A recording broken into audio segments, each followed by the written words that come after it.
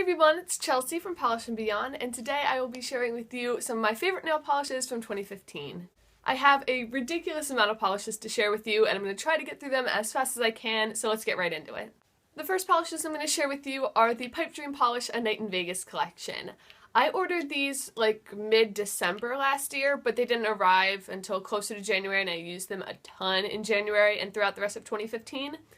These are like so coveted by all the nail people because they were discontinued, and she had like these crazy restocks where it was nearly impossible to get them. But I'm so happy I got my hands on them. I use them so much. They're great for water marbling and all other sorts of nail art. So I really enjoyed these throughout this year.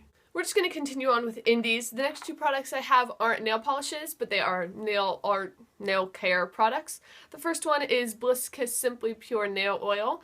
I ordered this at their semi-annual sale last January. I love this stuff. It is a great moisturizer, and it's really great. I am getting close to the bottom. I have a bunch of other cuticle care products, so I didn't use this all the time, but I've used quite a bit of it up.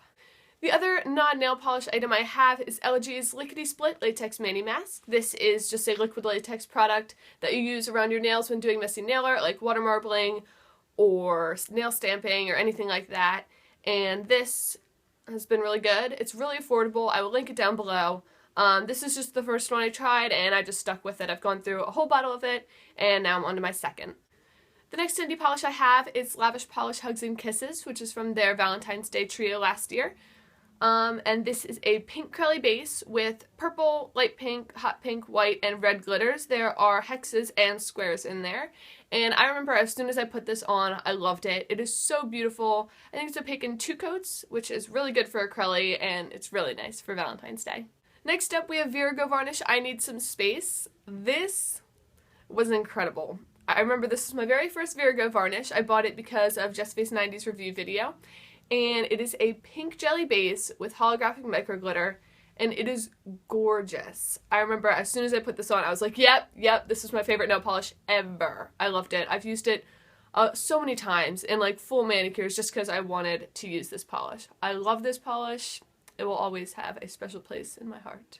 I also have another Virago Varnish polish. This is Allure. Everyone went crazy over this one too. It is just a silver holographic micro glitter in a clear base, but it is so opaque, like nearly opaque in 1 coat, but 2 coats is incredible. It is absolutely gorgeous. Next up, I have another full collection for you. This is the KB Shimmer Faded Neons, maybe. I can't remember what they were called. They're part of their massive summer collection, and these are so great. They are beautiful, like bleached neons, faded neons, or whatever, and they have great formulas all around, and I've used them in so many nail art designs, especially ombre nail art. These blend so smoothly together, and wow, these were a cause of a lot of nail art over the summertime. And the last indie polish I have to share with you is KB Shimmer Be Scareful. This was from their fall collection. It was their Halloween polish.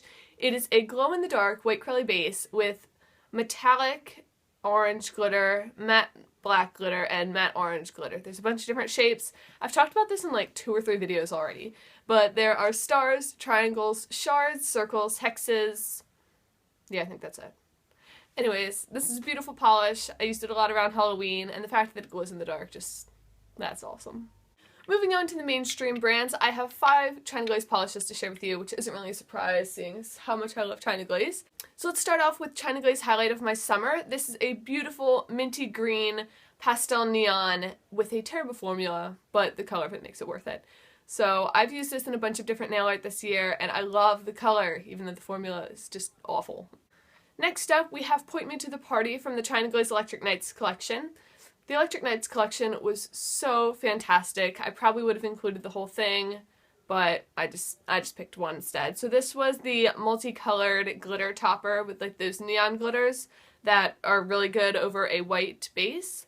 But yeah, they had 3 glitters in that collection. One was like cooler toned colors, one was warmer toned colors, and then a mix of all of them. So I had to choose the rainbow one because it's so beautiful.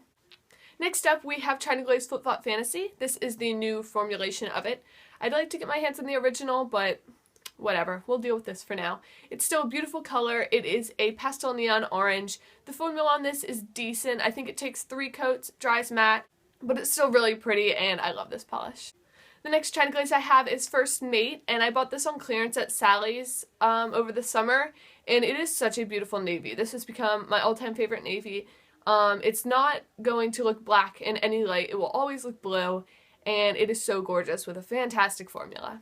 And the last China glaze polish I have to share with you is Glistening Snow. Even though I just got this like a week ago, it has made it into my favorites for 2015. It is so beautiful, and I just love it. I will always love this polish. Now I have 3 Zoya polishes to share with you. The first 2 kind of go together. These are Posh and Verushka from last year's Matte Velvets collection. I picked these up on clearance at Ulta in January, I think. And these have began my love for the Matte Velvets. I have probably like 10 of them now, and these were like my original ones, so I will always love these. And the other Zoya polish I have is Zoya Suki. This has become my all-time favorite red. It is fantastic, and I've used this in a bunch of different nail art, whether that be for like 4th of July or Christmas or just anything. This is a really great red. Next, I have 2 OPI polishes. The first one is It's a Piazza Cake from the Venice collection for this fall. This is like the most beautiful burnt orange cream, and it has a great formula, and the color of it is just so perfect for fall. I use this a ton during the fall season, and I love this one. The other OPI polish I have to share with you is My Boyfriend Skills Walls.